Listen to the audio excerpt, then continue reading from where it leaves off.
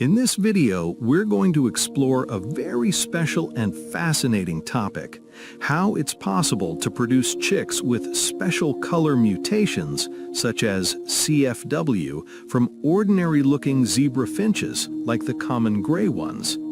Most importantly, we'll explain how the CFW gene works and how it becomes active. Part 1. What is the CFW gene? First, let's clarify what CFW actually means. CFW stands for Chestnut Flank White. This refers to a finch with a white body and very light brown chestnut-colored flanks on both sides. This mutation is purely genetic and is classified as a recessive gene. What does recessive mean? It means that for this gene to visibly appear in the chicks, both the male and female parent must carry the gene. If only one parent carries the CFW gene, the mutation will not be visible. The chicks will only carry the gene. These birds are called CFW carriers. Part 2. How do we produce CFW chicks from normal finches? Now for the main question. If we have two gray finches and neither looks like CFW, can we still produce CFW chicks? The simple answer is yes, but it requires generation breeding. Let me explain with a simple example. First generation. You start by finding one CFW finch. For example, pair a CFW male with a normal gray female. The result is all chicks will look gray, but 100% of them will be CFW carriers. This is called the first carrier generation. Second generation. Now take two chicks from that first generation and pair them together. That means CFW male times CFW female.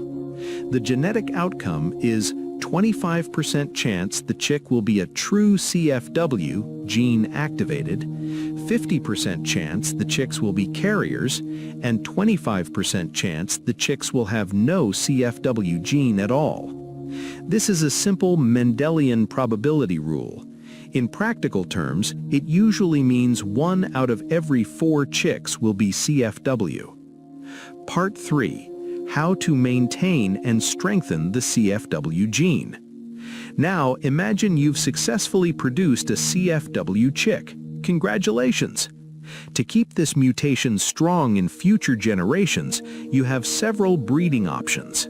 CFW times CFW carrier equals 50% chance of CFW chicks. CFW times CFW equals 100% of the chicks will be CFW. CFW times normal, no gene, equals all chicks will be carriers only, with no visible CFW traits.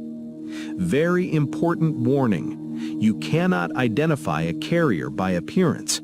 A gray finch may look completely normal, but still be a hidden CFW carrier. To confirm carriers, you must rely on pedigree records or test breeding. Golden tips for success. Here are some critical tips you should always follow. Record every breeding, parent names, dates, and chick appearance. If you produce CFW chicks, document and separate them. They are rare and valuable. From the second generation onward, gender matters because CFW is partially sex-linked.